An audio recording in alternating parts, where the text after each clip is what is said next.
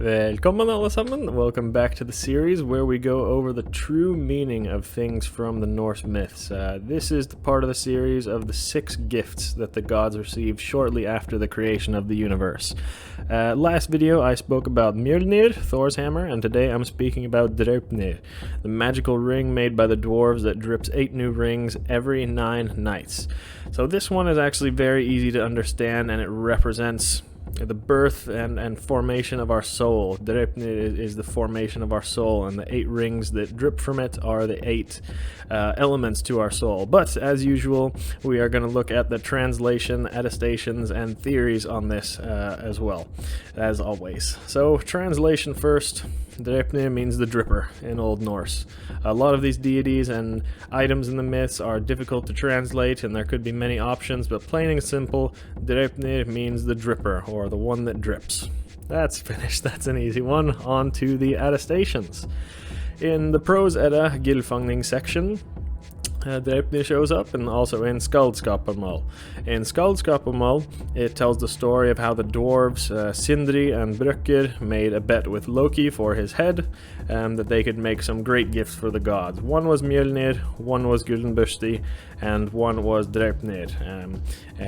That's the story that you guys all know, and Draupnir was the ring that drips 8 rings every 9 nights, of identical value and size. So that's Skaldskaparmal, the story that most of you have heard of.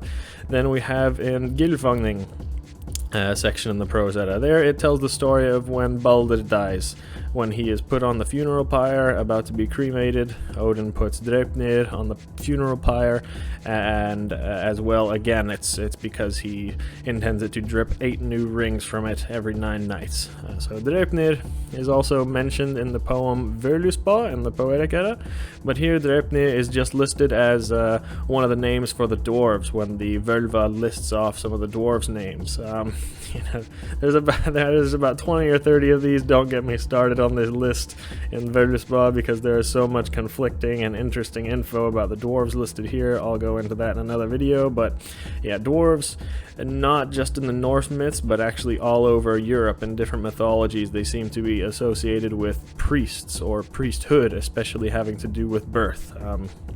Well, that's a long subject for another video. Anyway, that's all the attestations of Draupnir.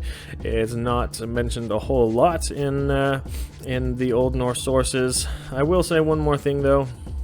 There are no more mentions of Draupnir really in the old texts, but we find a lot of mentions of the ring. Just vaguely referring to the ring, like, oh, this is the one ring, the important ring. We find this in sagas, but also more in Scandinavian folk tales from a lot later on in time. We can't be sure if they are all referring to Draupnir, but probably a lot of them are. If it sounds like they are, they probably are. There was really only one ring that famous in the Old Norse myths. So anyway, on to the theories. This one is pretty easy. It represents our soul and the 8 different parts to our soul when we are born. Whenever we see something taking 9 nights in our myths, it is usually representative of 9 months in real life. So not all the time, but most of the time it has to do with the pregnancy, the 9 months of the pregnancy term. So Draupnir is the soul ring that we receive when we first start to form in the mother's womb. 9 days later, aka 9 months later, in Old Norse metaphorical poetry, that's when we are born. That's when the 8 new rings drop, and we receive all 8 parts to our soul. So just look at the other items we receive from the dwarves at the same time as Draupnir. We get Mjolnir. I did a full long video about that, how many believe that Mjolnir represents the heart or the heartbeat, and Thor representing our life force. I don't quite agree with that one. It's not that simple. Mjolnir, it represents kind of the driving power behind all living things, the driving power behind all life force. In humans, yeah, it's our hearts, it's our heartbeat, but in other organisms, it's something else. But to make it easier for now, let's just say sure, we'll agree with them and say, yeah, Mjolnir is the heartbeat. Then we have Gullinbursti, the fuzzy little piggy in the myths, and that represents the fetus. And I'm making another video about this. That one will be coming shortly. I'll go into a lot more depth, but and also the other 3 items that the gods received at this same time too, but they all have to do with the formation of us in our mother's womb. And Draupnir, that's what adds the soul to it. We have the fetus, we have the heartbeat, and then Draupnir, the ring, which adds the soul to it. The translation of it, meaning dripper, who knows, it could be some kind of metaphorical term for the baby, for the baby dripping out of his mother's puss, I don't know. Just like when Draupnir drips the 8 more rings, don't know, that's just, my thoughts on it. We don't know what kind of poetical metaphors or slang that they had, could be that the old Vikings, they a little slang term for giving birth was dripping. Oh, that woman's about to drip.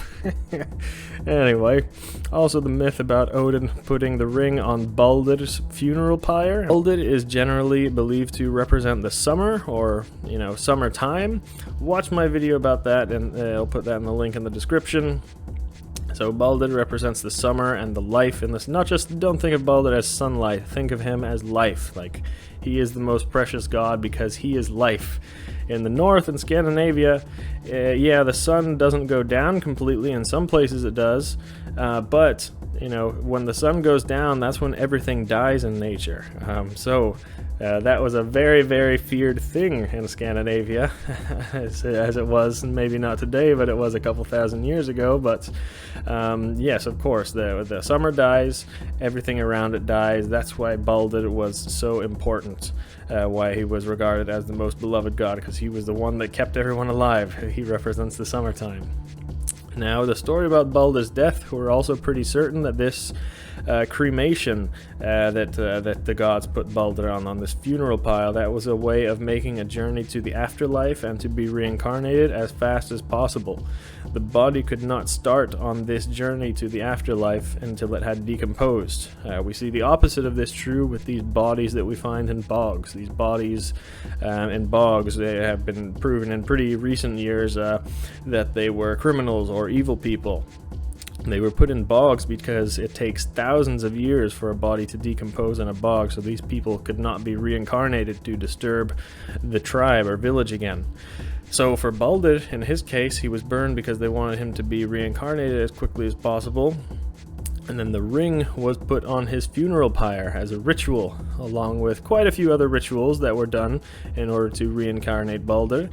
And the idea was that it was done as fast as possible to bring the summer and the life back in the plants and trees and everything. Bring the life back as soon as possible. And how long is it in the Old Norse calendar from the start of the winter and their new year until the summer solstice, when the sun and everything was actually fully reborn and there was life and everything again?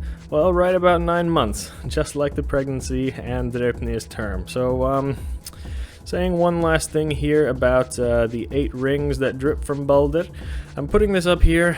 This is the list that I've had for so many years, and you know what? I was not able to find where I got this list of things. Nowhere in the Old Norse sources does it mention what the names of the 8 rings are that drips from Draupnir. If I can figure out where I read this, I'll put it up here, but I just was not able to find it right now, so I'm sorry, but these are, either way, these are all parts of the soul in the Old Norse myths. We know all of them are. The Hamr, Hugr, Minni, Odr, Fylgja, Hamingja. These were all things that we can find in most Norse myths and sagas, that these were definitive parts of the human soul. The 2 more here, Saul and Önd, those... I'm not too advanced about it, but those seem to come up later on in time, after the Viking Age, so it's possible that Saul and that your soul and your spirit was not actually a pagan thing.